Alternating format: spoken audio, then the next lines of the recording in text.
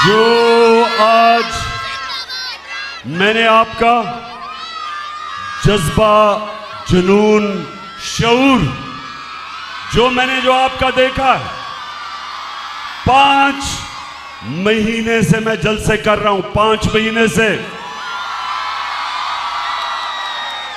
ये मेरा 51 जलसा है। लेकिन इस गर्मी में जो मैंने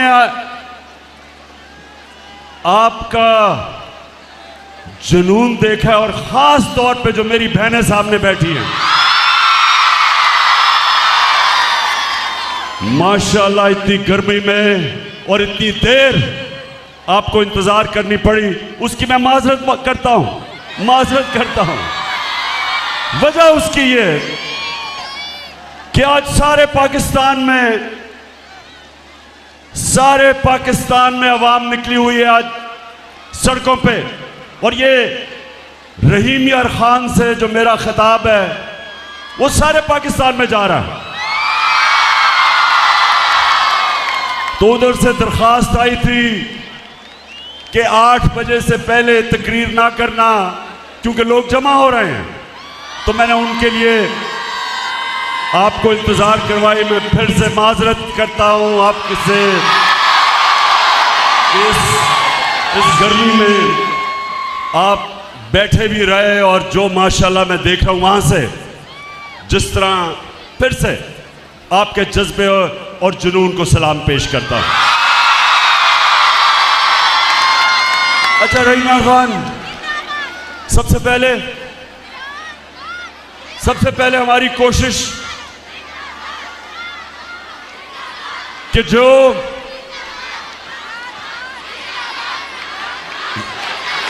शुक्रिया माशाअल्लाह, शुक्रिया।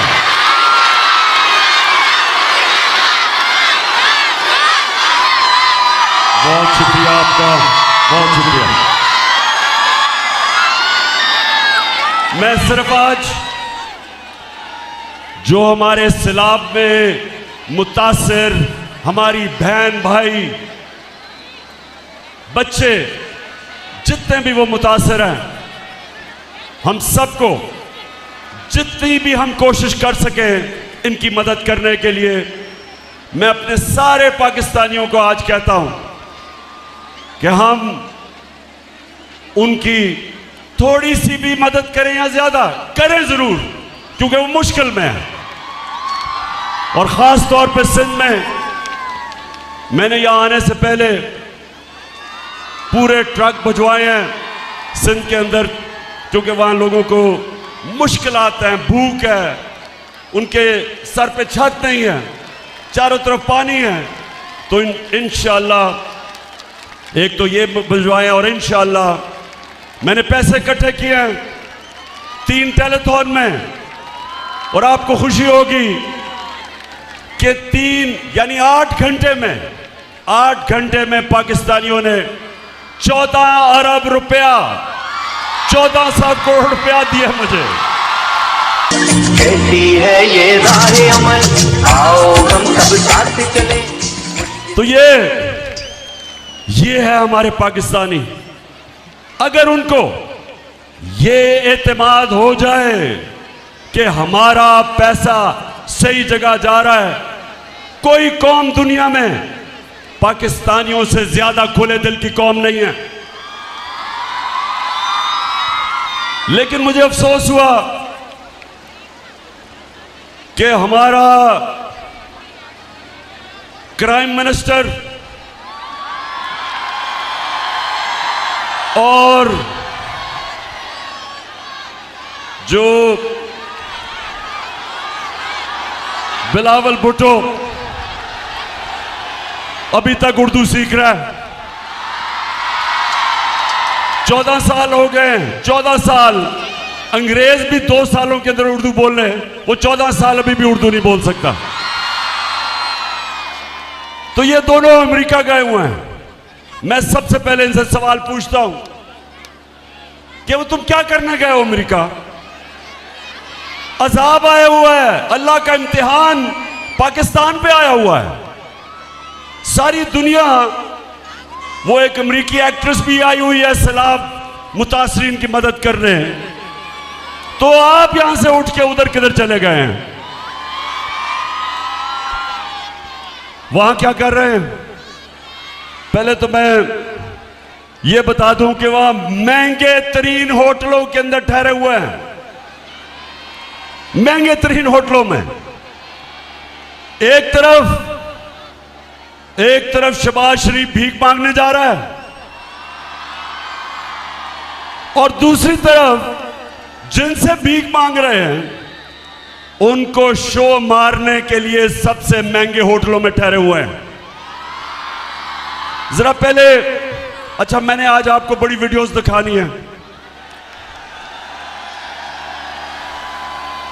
मैं चाहता हूं कि मेरी कौम में जो शऊर आ रहा है, मैं तो अल्लाह का शुक्र अदा करता हूं कि अल्लाह प्राइम मिनिस्टर बनने से कई ज्यादा मैं जो अल्लाह का शुक्र करता हूं कि जो मेरी कौम आज जाग गई है, जो शऊर आ गया। क्योंकि इंशाअल्लाह जिस रास्ते पे अब हम लग गए, और मैं अभी आपको बाद में अपना लाएअमल देने लगा हूं, पहले एक कौम जागती है, पहले उसमें शऊर आता है, और फिर वो अपनी आजादी की जदोजहद करती है। इलामा इकबाल ने अपनी शायरी और फलसफे के जरिए गुलाम मुसलमानों को, सोए हुए हिंदुस्तान के मुसलमानों को जगाने की कोशिश की, और आज मैं आपके सामने आया हूं अपनी कौम को हकीकी आजादी के लिए जगाने की कोशिश कर रहा हूं आपको। और मैं खुश हूं कि जिस कौम की माएं, बहनें और ख्वातीन जाग जाती हैं वो आजाद हो जाती है। जिस कौम के नौजवान जाग जाते हैं उस कौम को कोई गुलाम नहीं बना सकता। और इंशाअल्लाह मैं अभी इसके ऊपर भी आ रहा हूं। सबसे पहले मेरे पाकिस्तानियों, सिर्फ आप ये देखें, मैं बार बार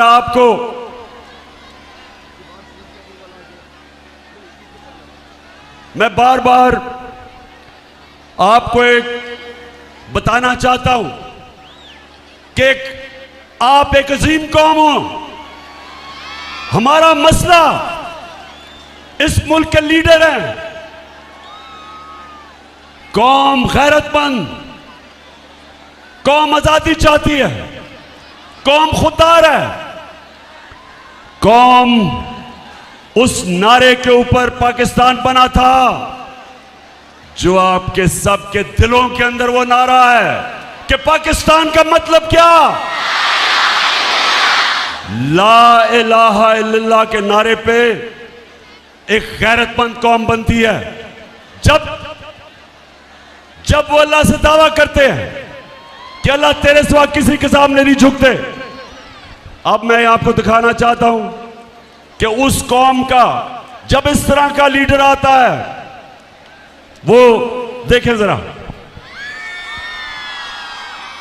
Some news from overseas. The Prime Minister of Pakistan met with Vladimir Putin, and it looked like he was really struggling with his translation headphones. Take a look at this. ये जरा देखते जाएं कि जिस तरह स्कूल का बच्चा headmaster के सामने बैठा है। Уважаемый господин премьер-министр,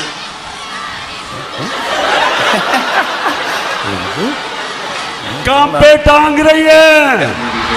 Yeah, there you go. There you go. There we go. уважаемый господин премьер-министр, идет перевод, все нормально?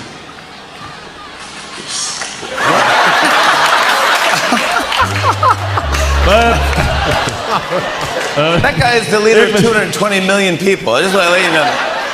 ये मैं सिर्फ आपको इसलिए दिखा रहा हूं कि जब किसी को एक इंपोर्टेड प्राइम मिनिस्टर साजिश के जरिए एक बैरूनी साजिश के लिए जब मुल्क के ऊपर बिठाया जाता है तो वो मुल्क को इस तरह शर्मिंदा करवाता है। फिर देखें, मैं सऊदी अरब से होके आया हूँ, मैं यूएई के होके, अभी मैं तुर्की होके आया हूँ, और मैंने उन भाइयों को कहा कि आप हमारे बड़े अजीम भाई हैं, हमेशा आपने हमारी मदद की।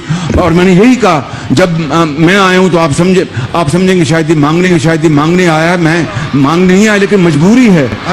जिस तरह माजी में 75 साल में आपने हमारा हाथ बटाया है, कुछ अर्सा आप हाथ बटा। मैंने कहा मैं वादा करता हूँ कि इंशाअल्लाह हम पूरी कौम हम मिलकर दिन रात मेहनत करेंगे, पसीना कराएंगे, अपने पाँव पे खड़े होंगे।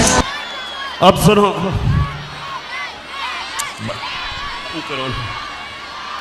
रहीम यार खान, आप मुझे बताओ कि आप इस तरह का प्राइम मिनिस्टर चाहते हो?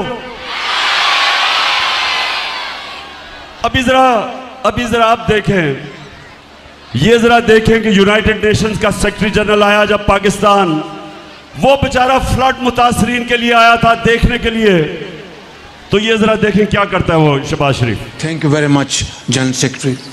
And I assure you, whatever support we get from your institution and through your institution, I give you my word of honor, along with all these ladies and gentlemen sitting on this table, ministers, general officers, government officials, ladies and gentlemen, that every penny we get from you or from wherever, we will spend it most transparently and in the interest of these. समझ गए रहीम यार खान? अच्छा, मैं अब आपको इसकी उर्दू समझाता हूं, इसलिए जो अंग्रेजी में बोला ना, मैं वो उर्दू में बताता हूं कि क्या कह रहा था वो ये कह रहा था कि सेक्रेटरी जनरल साहब, अगर हमें आप इमदाद देंगे तो मैं आपसे वादा करता हूं कि हम वो चोरी नहीं करेंगे। मेरे वजीर जो बैठे हुए सामने, 60% वजीर जमानत पे हैं करप्शन पे, वो चोरी नहीं करेंगे। वो आपसे वादा करते हैं क्योंकि सेक्रेटरी जनरल साहब आप पैसा दे रहे हैं तो अब हम ईमानदारी से खर्च करेंगे, पहले चोरी करते थे। अच्छा, अब रहीम यार खान देखें, मैं ये आपको जरूर ये चीजें बताना चाहता हूं, आप और मेरी बहनें आप सामने, आपके लिए मैं खास तौर पे कहना चाहता हूं, अगर आपने एक चीज अपने बच्चों को सिखाना है तो ये समझ लें, अपने बच्चों को एक चीज सिखाएं कि दुनिया उस इंसान की इज्जत करती है जो इंसान अपनी खुद इज्जत करता है। आप अगर अपनी इज्जत नहीं करेंगे, दुनिया आपकी इज्जत नहीं करेगी। और मेरी बहनों, अपने बच्चों को एक और चीज सिखाएं कि ला इलाहा इल्लल्लाह इंसान को गैरत देता है, गैरत देता है। आप जब अल्लाह से दावा करते हैं कि मौला तू ही मेरा खुदा है, मैं किसी बुत के सामने नहीं झुकूंगा। बुत का मतलब कि मैं किसी खौफ के बुत, किसी लालच के, किसी पैसे के बुत के सामने नहीं झुकूंगा। ये इंसान को गैरत देती है। और मेरी बहनों, मेरी सारी जिंदगी का तजर्बा यह है कि सबसे बड़ा इंसानों के अंदर जो मैंने फर्क देखा है वो है गैरत। एक गरीब आदमी भी जिसमें गैरत होती है, दुनिया उसकी इज्जत करती है। और अरबोपति, इस तरह का प्राइम मिनिस्टर अरबोपति की कोई इज्जत नहीं करता जो अपनी इज्जत नहीं करता, जिसमें गैरत नहीं होती। अब ये देखें, ये जरा अब आपने गौर से देखना है, बतिया बंद करें। ये देखें कि ये अब अमेरिका में जाके हमारा करोड़ों रुपया खर्च किया और अमेरिका में जाके ये क्या कह रहा है, ये जरा इंटरव्यू सुना अंग्रेजी में, फिर मैं आपको उर्दू में बताता हूं क्या कह रहा है। Relief, unless we get substantial relief, how can the world expect from us to stand on our own feet. It is simply impossible, next to impossible. The world has to stand by us. And there is a yawn are asked and what is available. Please, through your cameras, have this yawning gap bridged and bridged very quickly. The epidemic. It is waiting for us. Please help us in. क्या कह रहा है? Interview दे रहा है, सुना जरा। मेरी बहनों, मुझे पता बड़ी गर्मी है लेकिन सुनना जरूरी है, आप में बड़ा सब्र है। एक इंटरव्यू दे रहा है, अमेरिका जाने की जरूरत नहीं थी वो इंटरव्यू देने के लिए। वहां जाके उसको कह रहा है कि हमारे मुल्क के हालात बहुत बुरे हैं, खुदा के वास्ते हमें पैसा दिलवा दो। वो जो भी आप देख रहे थे, वो तो बेचारी इंटरव्यू लेने वाली है, उसे कहता है कि अपनी चैनल के जरिए लोगों को कहो कि हमें पैसे की जरूरत है, हमारा दिवालिया निकल गया। मैं इसलिए ये आपको चीजें दिखा रहा हूं कि ये होता है जब एक मुल्क के ऊपर एक मसनूई लीडर बैठा दिया जाता है। इसको क्यों लेके आए? इसको इसलिए नहीं लेके आए कि इसमें कोई क़ियादत की, इसमें कोई क्वालिटी थी। इसको इसलिए लेके आए कि ये जो भी हुक्म मिलेगा बाहर से, ये सारे हुक्म मानेगा। ये अगर IMF कहेगा कि महंगाई करो, बिजली की कीमत ऊपर करो, पेट्रोल और डीजल की कीमत बढ़ाओ, ये सारे काम करेगा, क्योंकि इसको पीछे से डिक्टेशन आता है। और ये करेगा क्या कि बाहर की दुनिया पे जाके इमदाद लेगा कि जी हमें पैसे दे दो, हम मारे गए। तो रहीम यार खान, मैं जब आपको हकीकी आजादी के लिए खड़ा कर रहा हूं, मेरा मकसद क्या है कि अगर हमारी कौम खड़ी ना हुई और इसी तरह के चोर हमारे ऊपर मुसल्लत रहे, तो रहीम यार खान, ये याद रखो, इस मुल्क का कोई मुस्तकबिल नहीं है। इस मुल्क का कोई मुस्तकबिल नहीं है अगर इस तरह के करप्ट लोग, जिसको सजा होने वाली थी FIA के केस में, शहबाज शरीफ और उसके बेटे को सजा होने वाली थी 16 अरब रुपए की, इनके केसेस रोके गए और बाहर से साजिश के तहत हमारे ऊपर इसको मुसल्लत किया गया। इसके अलावा 60% इनकी कैबिनेट जो जमानत पे है, इनके ऊपर करप्शन केसेस हैं।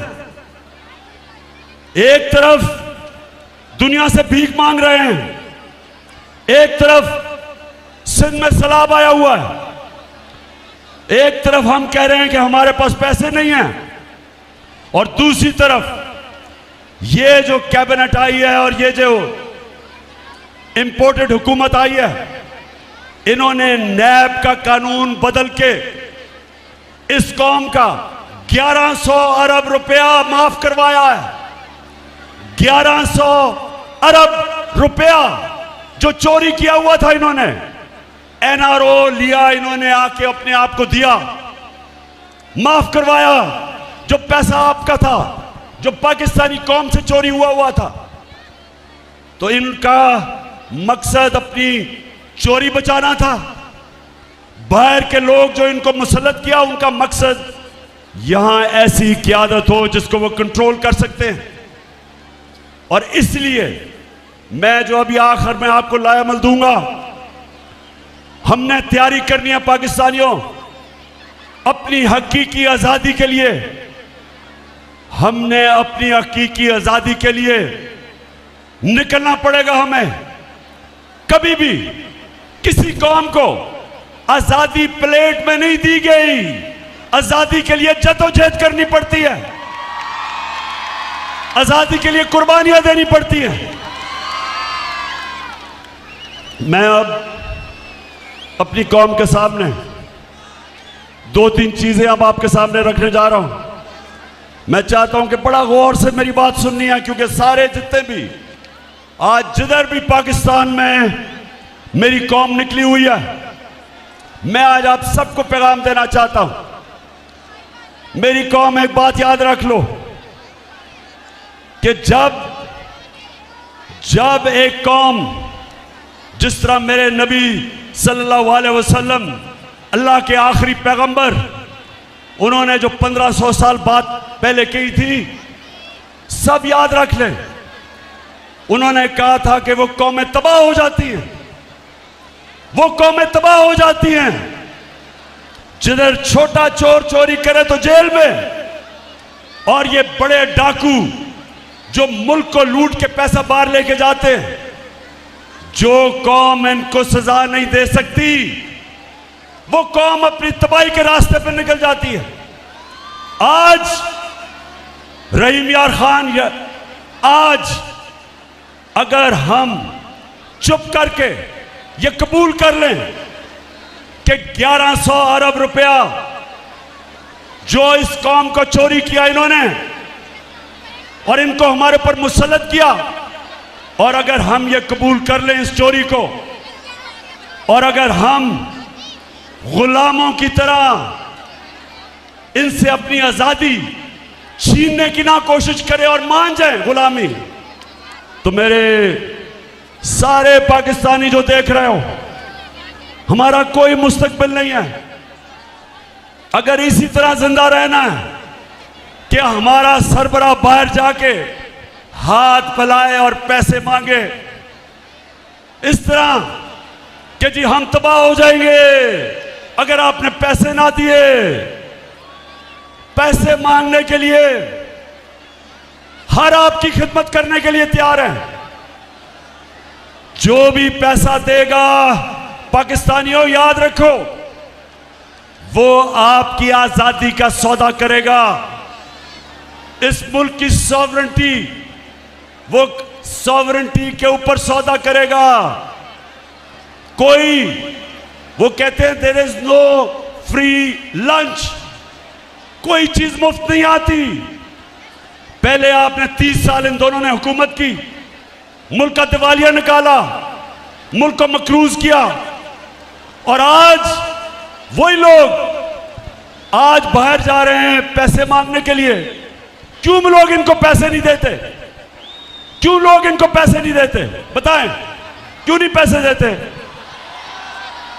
क्योंकि इनको सबको पता है कि इनके अपने पैसे मुल्क से बाहर पड़े हैं, चोरी करके खुद बड़े बड़े महलों में रह रहे हैं, और आज पाकिस्तानी दुनिया में कह रहे हैं कि जी हमें पैसे दो। कोई पैसे नहीं दे रहा।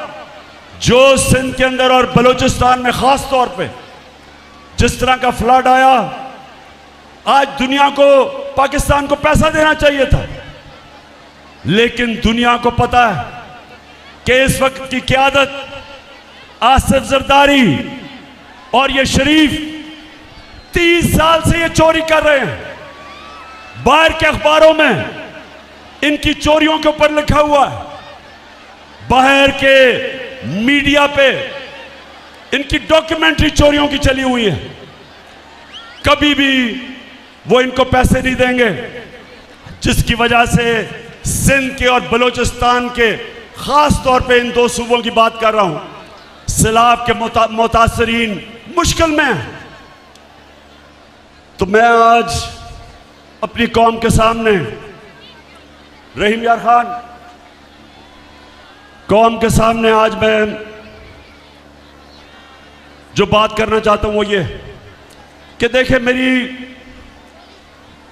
इन्होंने ये जो साजिश की थी, इन्होंने पूरी तरह कोशिश की कि इमरान खान को नाअहल किया जाए, क्योंकि डरे हुए हैं पाकिस्तानी अवाम से कि जब भी इलेक्शन होंगे, इनको पता है कि इस वक्त तहरीक इंसाफ जीत जाएगी, तो इलेक्शनों से भाग रहे हैं और कोशिश कर रहे हैं कि इमरान खान को नाअहल किया जाए। और दूसरी कोशिश कर रहे हैं, पहले से इनका प्लान बना हुआ है, मैं आप सबको पहले भी बता चुका हूं। 4 लोगों ने बंद कमरे में फैसला किया मुझे मरवाने का, और वो लोग अभी भी उस साजिश पर लगे हुए हैं। उन्होंने दोनों मरियम, दोनों मरियम जो झूठ बोल रहे हैं कि पीएचडी दोनों के पास है, इनको और जावेद लतीफ को, इन्होंने इनसे प्रेस कॉन्फ्रेंस करवाई और प्रेस कॉन्फ्रेंस करवाई ऐसी कि इमरान खान खुदा ना खास्ता उसने मजहब की तौहीन की है। और फिर इनकी कोशिश है कि इसकी वजह से अगर कोई भी मेरे ऊपर वारदात हो तो कहेंगे जी मजहबी जुनूनी ने कर दिया, कहेंगे कि जी कोई दीनी इंतहा पसंद है इसको मार दिया। ये इनका प्लान है। लेकिन मैं आज आप सबको कह रहा हूं, सारे पाकिस्तान में मैं फिर रहा हूं, मुझे अपनी जान से ज्यादा मुझे पाकिस्तान की आजादी की फिक्र है। मैं आजाद देखना चाहता हूं। मैं रहीम यार खान सुन लो, सारा पाकिस्तान सुन लो, मैं आज आपको कह दूं कि एक तो मेरा ईमान है अल्लाह पे, ला इलाहा इल्लल्लाह। मेरा ईमान है कि जब तक अल्लाह फैसला नहीं करता इंसान दुनिया से नहीं जाता। दूसरा, मेरा ये ईमान है कि मौत बेहतर है गुलामी से, इससे बेहतर है मर जाओ गुलाम रहने से। तो रहीम यार खान ये सुन ले अब कि ये जो साजिश है, ये साजिश कौन कर रहे हैं? ये वो लोग जो अपनी अना के लिए अना और अपने करप्शन के कैदी हैं, गुलाम हैं अपनी करप्शन और अना के। ये मुल्क से बाहर रहते हैं, पाकिस्तान आते हैं गवर्नमेंट करने के लिए, पैसा यहां से लूटते हैं और मुल्क से बाहर चले जाते हैं। ये वो लोग हैं।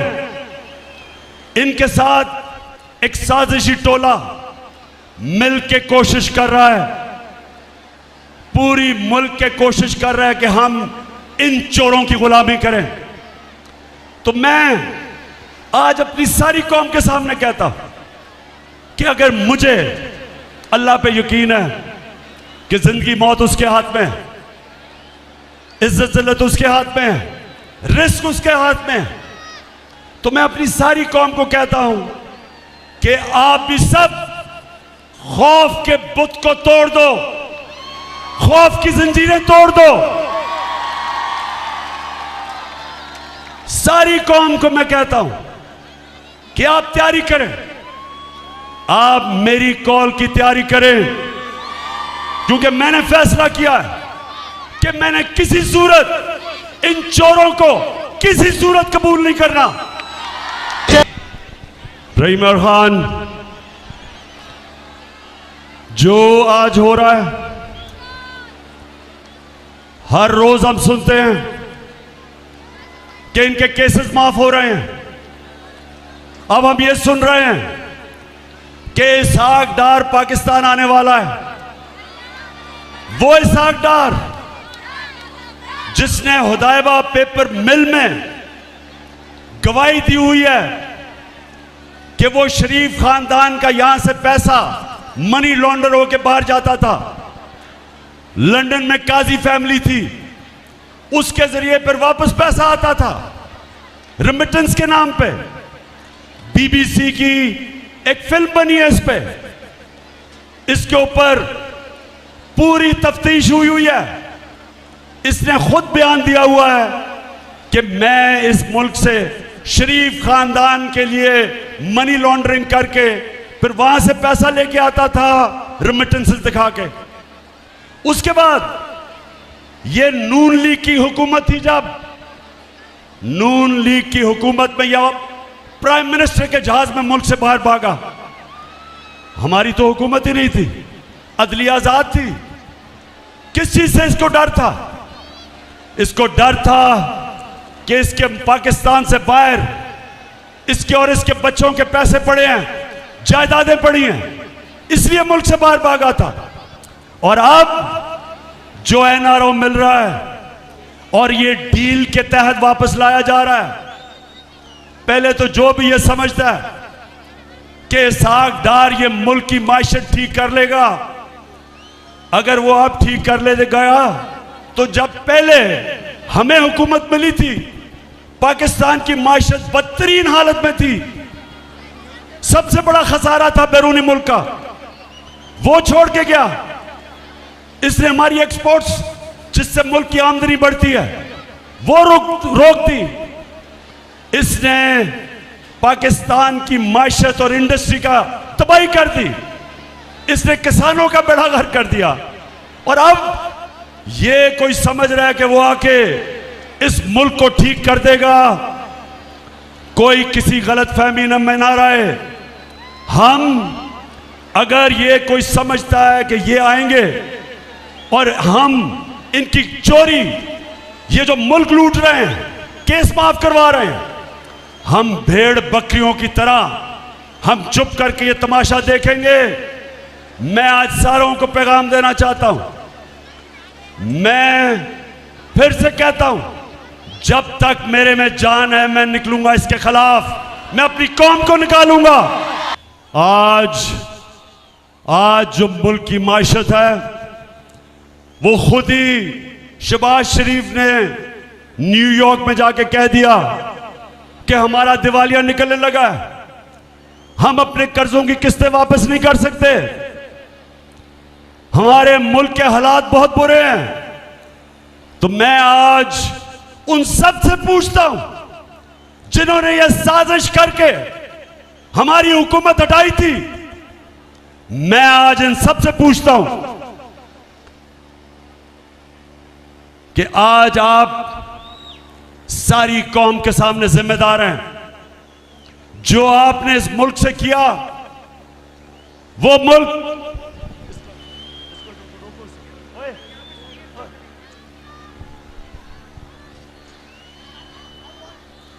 मुल्क यहां ऊपर जरा ज्यादा बड़ा जलसा हो रहा है इसलिए मैं इनको जरा कंट्रोल कर रहा हूं।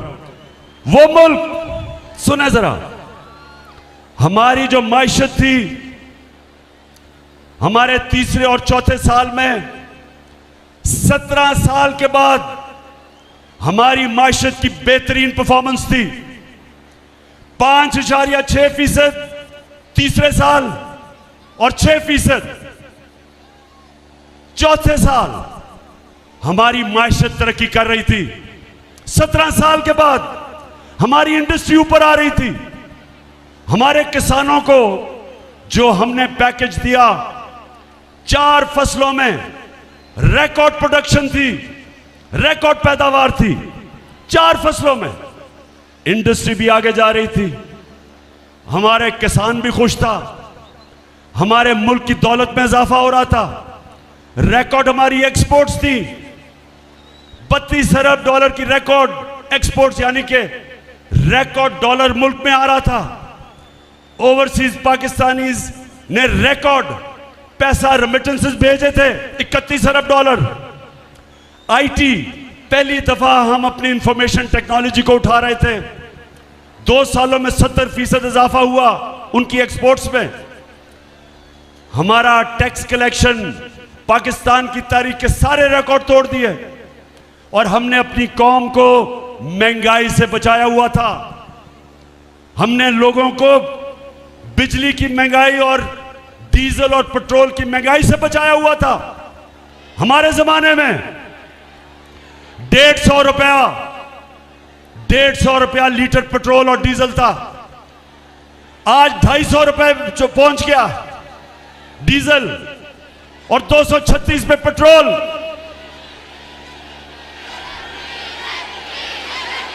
बिल्कुल बिल्कुल, माशाल्लाह बड़ा शऊर है आप में। 250 रुपया फजल रहमान का लीटर पे पहुंच गया। तो पाकिस्तान में हमने महंगाई भी रोकी, हमने हेल्थ कार्ड लेके आए।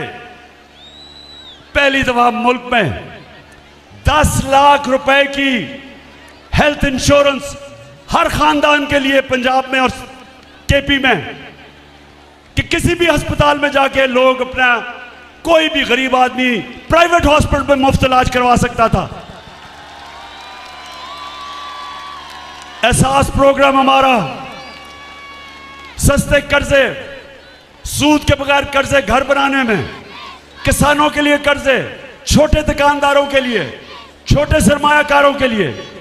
तो मैं ये सवाल पूछता हूं कि जब एक मुल्क मुश्किल हालात में तरक्की कर रहा था, कोरोना के बावजूद जो सारी दुनिया में कोरोना का अजाब आया, दुनिया ने माना कि पाकिस्तान 190 मुल्कों में से टॉप 3 मुल्क था। पाकिस्तान उन टॉप 3 मुल्कों में था जिन्होंने कोरोना को भी संभाला, अपने गुर्बत भी, गरीबों को संभाला, उन्हें अपनी माशियत भी बचाई। ये इंटरनेशनली माना जाता है। तो मैं सवाल पूछता हूं कि वो हुकूमत को गिरा के और ये चोरों को ऊपर मुसल्लत करके, जिन्होंने आपके सामने आज, वो मैंने दिखाया भी था, बस रोया ही नहीं सिर्फ शहबाज शरीफ उस औरत के सामने, पैसे दे दो जी, मैं मर गया, तबाह हो गया, मुल्क तबाह हो गया। जरा एक दफा वो फिर से चलाएं तो सही, वो शहबाज शरीफ का, ये जरा फिर से शुरू से इंटरव्यू दिखाएं, ये जरा गौर से देखें, मैं फिर उर्दू में बताऊंगा कि ये क्या कह रहा है, जरा ये देखें तो सही। Relief, unless we get substantial relief, how can the world expect from us to stand on our own feet? It is simply impossible, next to impossible. The world has to stand by us. And there is a yawn are asked and what is available. Please, through your cameras, have this yawning gap bridged and bridged very quickly. The epidemic. It is waiting for us. Please help us in सुन लिया? Please help us, खुदा के वास्ते हमारी मदद करो। वो बेचारी, वो मेरी बहनों, आपने देखा था वो बेचारी औरत की आंखों में आंसू ही आ गए कि मैं खुदा के वास्ते प्लीज मेरी मदद करो। शहबाज शरीफ बड़ी जल्दी थी इख्तिदार में आने के लिए, बड़ी देर से अचकन सलवाई हुई थी, बड़ा शौक था कि किसी तरह शहबाज शरीफ प्राइम मिनिस्टर बन जाए। बेशक बैरून मुल्क के साथ मिलके साजिश करके एक मुल्क जो बड़ी देर के बाद बेहतरीन रास्ते पे चल रहा था, इनकी अपनी इकोनॉमिक सर्वे, जो इनकी हुकूमत, जो वो किताब बताते हैं हर साल माइशत के ऊपर, उसके मुताबिक 17 साल के बाद पाकिस्तान की बेहतरीन तरक्की थी। उस हुकूमत को गिरा के ये आके अब दुनिया में वो कभी वो सेक्रेटरी जनरल का बाजू पकड़ लेता है कि खुदा के वास्ते पैसे दे दो, मैं चोरी नहीं करूंगा। उसके बाद जाके वो बेचारी औरत, उसके आंसू निकलने शुरू हो गए कि ओहो प्लीज मेरी मदद कर दे। तो पाकिस्तानियों, ये हमारा मुस्तकबिल नहीं है। हमारी कौम की बदकिस्मती क्या है कि वो मुल्क जिसका लीडर कायदे आजम मोहम्मद अली जिन्ना था, जिसका नजरियाती लीडर इल्लामा इकबाल थे, वो मुल्क का देखें सरबरा जाके भिखारियों की तरह जी मैं मांगने नहीं आया, मैं मजबूर हूं। तो मेरे पाकिस्तानियों, मैं इसलिए आज आपको सारी कौम को तैयार कर रहा हूं। मैं अभी आखिर में बताता हूं, लेकिन उससे पहले मैं आज पाकिस्तान की एस्टेब्लिशमेंट से पूछता हूं कि ये जो चोर अपने करप्शन के केसेस खत्म कर रहे हैं, क्या ये सिर्फ इमरान खान की जिम्मेदारी है कि इस मुल्क में करप्शन रोकी जाए? क्या आपकी जिम्मेदारी नहीं है?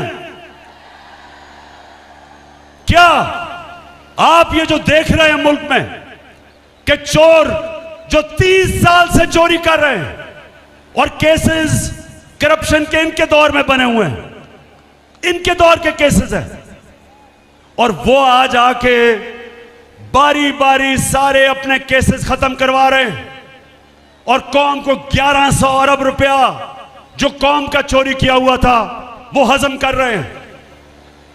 क्या मैं अकेला हूं? मैंने ठेका लिया हुआ इस मुल्क का कि करप्शन के खिलाफ लड़ूं?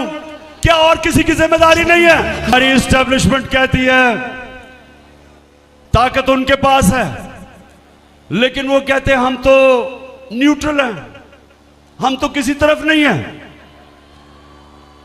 अल्लाह ने, सुन लो मेरी बात रहीम यार खान वालों, अल्लाह ने कुरान में वाज़े किया है, अमर बिल मारूफ वो नहीं अनिल मुनकर, हम सबको उसने कहा है कि अच्छाई के साथ खड़े हो और बुराई के खिलाफ जहाद करो। कहीं अल्लाह ने हमें इजाजत नहीं दी कि ना मैं अच्छाई के साथ हूं ना बुराई के साथ हूं, न्यूट्रल रहने की इजाजत नहीं दी। हुक्म है उसका, हमें अल्लाह का हुक्म है कि जब ये चोर जो मुल्क को लूट के भाग गए बाहर और अब आके अपने केसेस माफ करवा रहे हैं डील के तहत, एनआरओ के तहत, सारी कौम पे फर्ज है कि इनका खिलाफ खड़े हो, इनका मुकाबला करो, क्योंकि मेरे मौला ने कुरान में वाज़े कर दिया है कि मैं कभी किसी कौम की हालत नहीं बदलता। अल्लाह ने कहा है मैं कभी किसी कौम की हालत नहीं बदलता जब तक वो कौम खुद अपनी हालत बदलने की कोशिश ना करे। अगर एक कौम भेड़ बकरियों की तरह रहना चाहती है, अल्लाह वैसे ही रखेगा। अगर एक कौम आजाद होना चाहती है, हकीकी आजादी चाहती है, और हकीकी आजादी का मतलब हकीकी जमहूरियत, हकीकी जमहूरियत इंसान को हकीकी आजादी देती है। इसके लिए इंसानों को जब से अल्लाह ने दुनिया बनाई है जद्दोजहद करनी पड़ती है। किसी जमहूरियत में यह नहीं होता कि जो इमरान खान और तहरीक इंसाफ की सहाफ़ी जो उनके लिए उनका मौक़िफ़ पेश करें, उनको धमकियां, उनके खिलाफ FIR, वो मुल्क से बाहर उनको भजवा दो। जो चैनल इमरान खान का मौक़िफ़ पेश करे उसको बंद कर दो, उसके ऊपर हर किस्म की धमकियां दो। वो जो हमारे सोशल मीडिया के नौजवान सारे पाकिस्तान में जो हमारे भी नहीं हैं, जो इस कौम के लोग हैं, जो भी सोशल मीडिया में कोई ऐसी चीज के जो पसंद नहीं है, उनको धमकियां आती हैं, नामालूम नंबर से धमकियां आती हैं, डराया जाता है, खौफजदा किया जाता है। मैं इसलिए आप सबको यह कहना चाहता हूं कि आजाद कौमों के अंदर यह नहीं होता, यह सिर्फ गुलाम कौमों में होता है। आजाद जमहूरियत, जो जमहूरियत आजादी देती है, उस जमहूरियत में यह नहीं होता। और जब तक हकीकी जमहूरियत ना आए, कौम तरक्की नहीं करती, कौमें नहीं तरक्की करती। तुर्की, जब तक तुर्की में हकीकी जमहूरियत नहीं आई, उसने तरक्की नहीं की। बांग्लादेश, जब तक उनकी जमहूरियत बेहतर नहीं हुई, बांग्लादेश ने तरक्की नहीं की और आज हमारे से आगे निकल गया। हमें रोका हुआ इसने कि हम आजाद नहीं हैं, हमें डराया धमकाया जाता है। तो रहीम यार खान और पाकिस्तान में जो भी देख रहे हो मुझे, आगे से नामालूम नंबर से आपको कोई धमकियां दे, वापस उसको धमकी दो। रहीम यार खान, मुझे वादा करो, किसी को भी आगे से नामालूम नंबर से धमकी आई तो मेरे से वादा करना है कि आपने वापस उसको धमकी देनी है।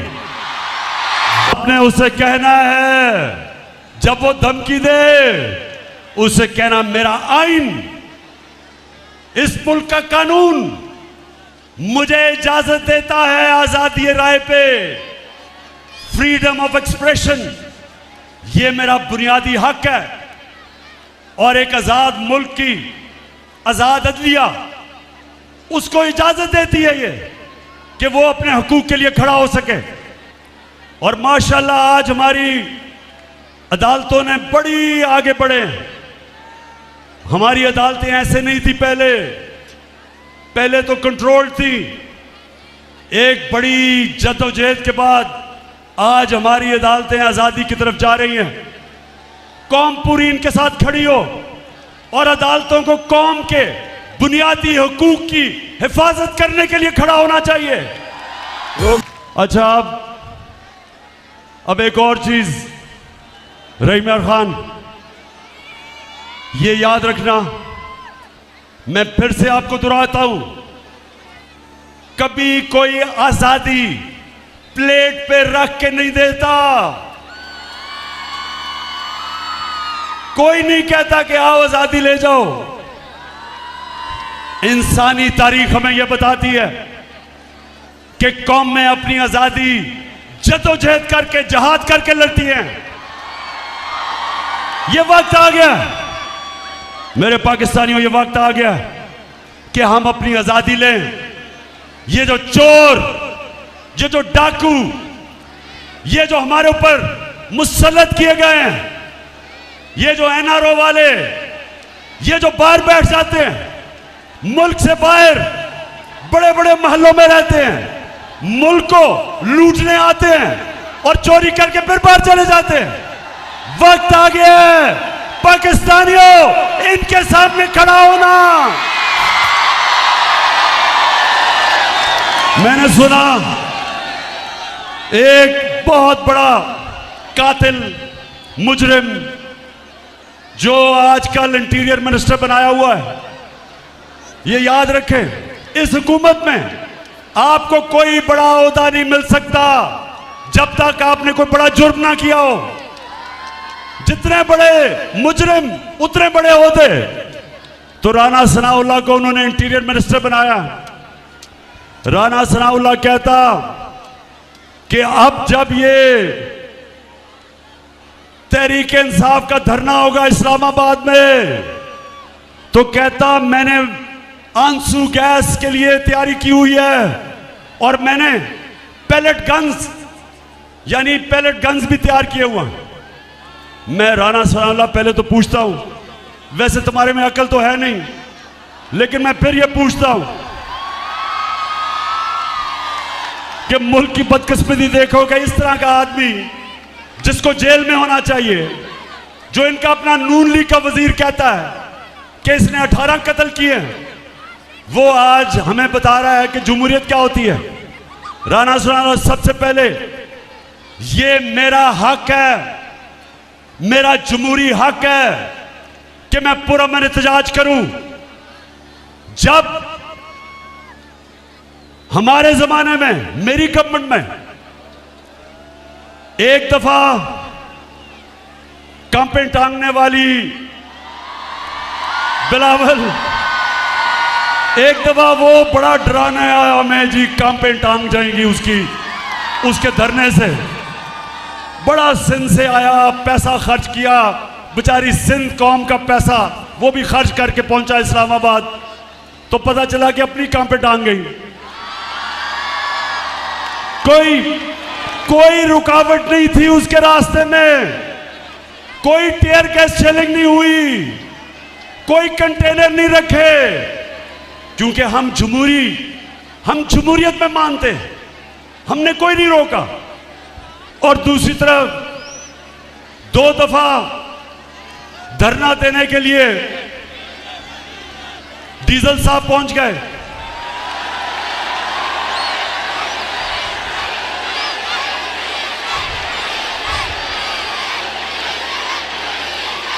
डीजल ने बड़ा डराया कि हुकूमत गिराने आ रहा हूं मैं। ऊपर से ये भी क्या मुझे इशारा मिला कहीं से, तो डीजल पहुंच गया 2 दफा। उससे पूछो, एक रुकावट उसके सामने नहीं रखी, बल्कि डीजल को हमने कहा कि अगर खाने पीने की जरूरत होगी तो वो भी हम आपको दे देंगे धरने में। और ये राना सनाउल्लाह हमें डरा रहा है कि जनाब तुम आओ तो मैं वो पैलेट गन चलाऊंगा तो टीयर गैस चलेंगे। राना सनाउल्लाह, तुम और ये जो तुम्हारा डरपोक cherry blossom boot polish Shahbaz Sharif, तुम दोनों मेरे से सुन लो। पहली दफा जब हमने 25 मई को हम जब आए थे इस्लामाबाद तो हमें यह अंदाजा नहीं था कि तुम जुल्म करोगे, ख्वातीन को देख के, बच्चों को देख के, फैमिलीज को देख के। हमें यह अंदाजा नहीं था कि तुम शेलिंग करोगे। सारी हमारी पाकिस्तानी और इस्लामी रवायत के खिलाफ औरतों के ऊपर, बच्चों पर शेलिंग किया आपने। घरों में 2-2, 3 बजे लोगों के घरों में घुस के हरासा किया, डराया, धमकाया, जेल में डाला, हजारों लोगों को जेल में डाला। हमें अंदाजा नहीं था। अब राना सनाउल्लाह, अब कान खोल के सुन लो, इस बारी कप्तान पूरी प्लानिंग करके आएगा। राना सनाउल्लाह, देखो आपको शायद भूल गया हो, ज्यादातर लोग पैदा ही नहीं हुए थे जब मैं क्रिकेट खेलता था। मैं अल्लाह की, सारा कुछ अल्लाह करता है, कोशिश इंसान की, कामयाबी अल्लाह की। तो मुझे अल्लाह ने बड़ी कामयाबी दी और क्रिकेट की तारीख में मुझे एक वो टॉप कप्तानों में माना गया। अब कप्तान क्या होता है?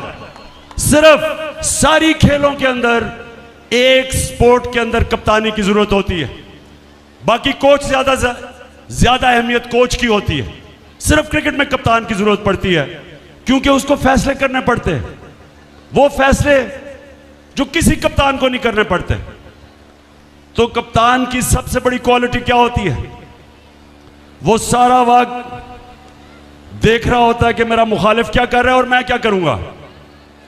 मुझे तो पता है राना सनाउल्लाह ने क्या करना है, मुझे तो पता है राना सनाउल्लाह ने क्या करना है। राना सनाउल्लाह को नहीं पता मैंने क्या करना है। तो तैयारी कर लो, मेरी सारी आज पाकिस्तानी कौम देख रही है, तैयारी कर रहा हूं। लेकिन मैं उससे पहले, खत्म करने से पहले एक तो बताना चाहता हूं, मैं ये जरूर दिखाना चाहता हूं आपको कि किस तरह के लोग हमारे ऊपर मुसल्लत किए गए हैं। जो स्टार है, जो नवाज शरीफ की जो स्टार मानी जाती है, वो उसकी बेटी मरियम है। अब मरियम उसकी फैमिली में सबसे अक्लमंद समझी जाती है। अब जरा ये आप ये जरा देखें, ख्वातीन ये जरा गौर से देखें, ये पहले देखें कि जब मैंने कहा कि आपके लंदन में ये महंगे महंगे इलाके में 4 महलात किधर से आए, तो ये सुने क्या कहती है कि इस तरह मुझे लगा कि आप लोगों को बेवकूफ नहीं बना सकते। मेरी सेंट्रल लंदन में प्रॉपर्टीज तो दूर की बात है, मेरी पाकिस्तान में भी कोई प्रॉपर्टी नहीं है। मैं अपने वालिद के साथ है और मुझे समझ नहीं आई कि मेरी और मेरी वालदा की और बहन भाइयों की प्रॉपर्टीज ये कहाँ से निकाल के ले आए हैं। मेरे नाम पाकिस्तान में कोई प्रॉपर्टी नहीं है, ये तो इंग्लैंड की बात है। सुन लिया रमियार खान, सुन लिया, मेरे पास तो कोई प्रॉपर्टी ना, इंग्लैंड तो दूर की बात है, पाकिस्तान में मैं बेचारी, मुझे तो हर रोज घर ढूंढना पड़ता है कोई छत मिल जाए। अब ये सुने, अब इस मरियम को नहीं पता था कि अल्लाह अल हक है, सच का खुदा है। कुरान में वो कहता है, मेरा ये वादा है कि सच आखिर में सबके सामने आएगा, उसका वादा है अल हक का। तो मरियम को नहीं पता था कि 4 साल के बाद एक इंटरनेशनल इंकशाफ होगा, एक इंटरनेशनल इंकशाफ, जिस इंकशाफ में बड़े बड़े दुनिया के मिनिस्टर और वजीर और प्राइम मिनिस्टर, उनकी जो प्रॉपर्टीज थी वो दुनिया में सामने आ गई, जिसको कहते हैं पैनामा पेपर्स। अब जब इंकशाफ हो गया तो मरियम के बड़े भाई या छोटा भाई, मुझे नहीं पता, वो क्या कहता है, जरा आप ये सुने। मैं इस बात को तस्लीम करता हूँ कि अल्हम्दुलिल्लाह पाक लेन के ऊपर जो अपार्टमेंट्स हैं वो अल्हम्दुलिल्लाह हमारे हैं। मैं इस बात को तस्लीम करता हूँ कि उनको ऑफशोर कंपनीज नेस्कॉल लिमिटेड और नीलसन लिमिटेड जो है उनको ओन करती हैं, और मैं आपको ये भी अर्ज करता हूँ उनको होल्ड कर रही है इस वक्त मरियम नवाज शरीफ, मेरी हमशीरा जो है। ठीक है जी, सुन लिया रबिया खान, सुन लिया। कि ना तो सिर्फ वो हमारी प्रॉपर्टीज हैं, वो मरियम नवाज के नाम पे खरीदी गई। अब आप बड़ा शऊर, मेरे वैसे माशाल्लाह बड़ा सब्र और शऊर से सुना आपने। अब मुझे ये बताएं कि अपनी बेटी के नाम पे उसने क्यों खरीदी, अपने नाम पे क्यों नहीं खरीदी? क्योंकि पैसा तो नवाज शरीफ का था। बताएं, मेरी बहनें बताएं आगे, क्यों अपने नाम पे नहीं खरीदी? क्योंकि चोरी का पैसा था और चोरी आपकी थी। पाकिस्तानियों का पैसा चोरी करके लंदन ले गया था और अब तैयारी कर रहे हैं पाकिस्तान वापस आने में। नवाज शरीफ फिक्र ना करो, मेरी कौम शानदार इस्तकबाल करेगी तुम्हारा, तुम आओ तो सही। अच्छा अब जब मरियम को पता चला कि भांडा फूट गया, भाई ने कह दिया कि ये हमारी प्रॉपर्टीज हैं। जब भाई ने कह दिया कि हमारी प्रॉपर्टीज हैं, अब जरा सुने मरियम क्या कहती है, सुने जरा। हसन हुसैन के पास आज जो भी है वो एक अरबपति दादा के पोते हैं। उस अरबपति दादा के पोते हैं जो 1960s और 70s में पाकिस्तान का अमीर तरीन इंसान था। ये जो एसेट्स हैं, ये जो बिज़नेस के लिए पैसा है, ये सारा दादा से डायरेक्टली बच्चों को ट्रांसफ़र हुआ। हसन सुन लिया, सुन लो जरा ख्वातीन, आप ख़ास तौर पे देखें, क्योंकि अल्लाह ने पता क्या औरतों को एक सलाहियत दी है। आदमियों से ज़्यादा औरतों में सलाहियत है। वो शक्ल देख के पहचान सकती हैं कि इंसान झूठ बोल रहा है या नहीं। मैं अपने नौजवानों को बुरा नहीं कह रहा, लेकिन आपको पता होना चाहिए जब बच्चा पैदा होता है तो जो माँ होती है वो बच्चे की शक्ल से पहचानती है कि वो क्या चाह रहा है, क्योंकि बोल तो नहीं सकता वो। तो मां के अंदर अल्लाह सलाहियत डेवलप कर देता है, वो समझ आती है कि बच्चा क्या चाह रहा है उसकी शक्ल से। अब ये जो मरियम की शक्ल आपने देखी, क्या इसकी शक्ल के ऊपर आदमी तो समझेंगे कि ओहो ये तो झूठ बोल ही नहीं सकती। इतनी संजीदा शक्ल से उसने कहा कि मेरा दादा तो अरबोपति था। अब कि कह तो सकती नहीं थी कि मेरे बाप ने पैसा दिया है, क्योंकि बाप के पास उसने तो अपने एसेट्स में दिखाया ही नहीं है कि पैसा, और ये भी नहीं कह सकती थी चोरी का पैसा है। अब दादा साहब दुनिया में नहीं थे तो दादे का तो पूछना किसी ने नहीं था, तो दादे के ऊपर डाल दिया कि दादा बहुत अमीर था। अच्छा अब जरा ये तमाशा देखें, मरियम का जो दादा था वो शहबाज शरीफ का बाप था। अब शहबाज शरीफ अपने बाप के मुतालिक क्या कह रहा है, जरा ये गौर से देखें। मेरे ख़ानदान को 22 ख़ानदानों में शुमार नहीं होता था। मुझे इसके ऊपर बाइस फ़ख्र है कि मेरे वालिद का ताल्लुक़ एक गरीब किसान के घराने से था। हिंदुस्तान से वो वालिद का ताल्लुक़ एक गरीब किसान के घराने से था। हिंदुस्तान से वो क्यों रहीम यार खान, अब मैं ये ठीक नहीं कहता कि मरियम को एक ही क्वालिटी मुझे उसमें नजर आई है अभी तक, इतने सीधे मुंह से झूठ बोलती है मैंने कभी किसी को नहीं देखा। अब हमारी मेरी ख्वातीन को तो खैर आपको तो नजर आ गया होगा उस शक्ल से। मैं शर्त आपको लगाता हूं कि जितने भी हम मर्द बैठे हैं हमने कहना था देखें बेचारी सच बोल रही होगी, इतनी शक्ल उसने कही होगी। अच्छा जी, अब जरा एक और कौन सा, अच्छा अब मैं आखिर में पहुंच रहा हूं। मैंने आज आपसे रहीम यार खान, आज मैंने फैसला किया था कि मैं लाएअमल तय करूंगा और अपनी कौम को बताऊंगा कि मैंने करना क्या। अब 51 जलसे कर बैठा हूं, सारे पाकिस्तान में मैं फिर लिया, कभी मैंने अपने लोगों में ये शऊर नहीं देखा जो आज मेरी कौम में आया है। मैंने कभी 5 इतने गर्मी के महीने, इतने गर्मी के महीने मैंने कभी इस तरह कौम को नहीं निकलते देखा जिस तरह आज आप बैठी हैं ख्वातीन गर्मी के अंदर। मैं देख रहा हूं सारा वक्त आप पंखा झल रही हैं, गर्मी है मुझे पता है, पीछे जुड़े हुए हैं सब। इस गर्मी में मैंने कभी अपनी कौम को ऐसे निकलते नहीं देखा, क्योंकि मुझे पता है कि आज मेरी कौम तैयार है अपनी हकीकी आजादी की जद्दोजहद करने के लिए। मैं सारे जितने भी पाकिस्तान में मेरे पाकिस्तान के नौजवान, हमारी ख्वातीन, हमारी बहनें, पाकिस्तान के बच्चे, हमारे बुजुर्ग, जिधर जिधर भी आज आप इस मेरी तकरीर सुन रहे हैं, मेरा आज आपको पैगाम है, आप सब ने तैयार हो जाना है, आपने सब ने तैयार होना है। मैं आपको कॉल दूंगा, ज्यादा नोटिस नहीं दूंगा, कॉल तब दूंगा जब जो मेरे मुखालिफ हैं, जब वो समझेंगे कि इमरान खान पीछे हट गया, मैं तब कॉल दूंगा।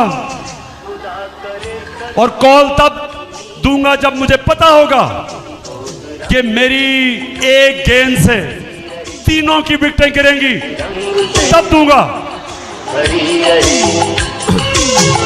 मैंने सारों को तैयारी करवाई है, अपनी सारी तंजीमों को। मैंने अपनी टाइगर फोर्स को कहा तैयार हो जाओ। मैंने आपकी तैयारी चेक कर रहा हूं, हर रोज मैं अपनी टीम की तैयारी चेक करता हूं, और जिस दिन मैंने समझा कि हम तैयार हैं और वो ज्यादा दूर नहीं है, इंशाल्लाह मैं आपको कॉल दूंगा। और वो जो कॉल होगी, वो कॉल आखिरी कॉल होगी, उसके बाद कोई मार्च नहीं होगी, कोई धरना नहीं होगा, वो कॉल होगी पाकिस्तान को बचाने के लिए, पाकिस्तान को बचाने के लिए साफ और शफाफ इलेक्शन।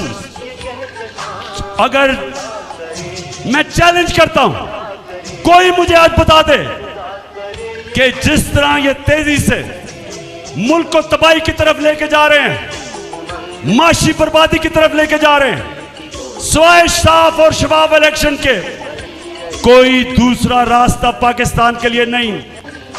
जब तक इलेक्शंस नहीं होते, सियासी इस्तेकाम नहीं आता, पॉलिटिकल स्टेबिलिटी नहीं आती, एक स्टेबल गवर्नमेंट नहीं आती, कोई नहीं रोक सकता जो माशी तौर पे पाकिस्तान नीचे जा रहा है। माशी इस्तेकाम आता है सियासी इस्तेकाम से।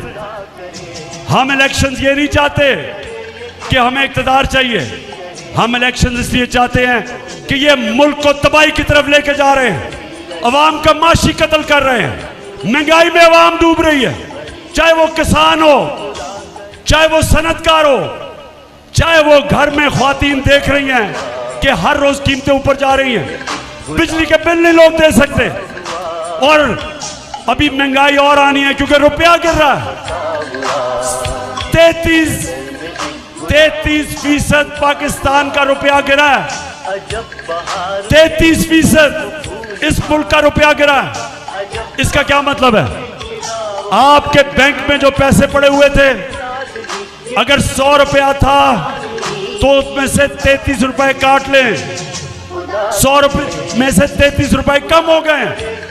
लेकिन अगर आपका पैसा आपके एहसास से मुल्क से बाहर पड़े हैं तो आपको 33% फायदा हो गया, आपके एहसास से ऊपर चले गए।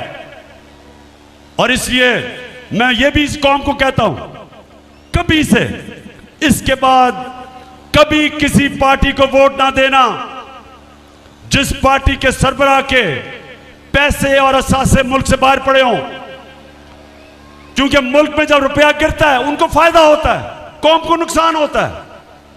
और इसलिए अगर हमने मुल्क को इस तबाही से बचाना है, सिर्फ एक रास्ता है, साफ और शफाफ इलेक्शन।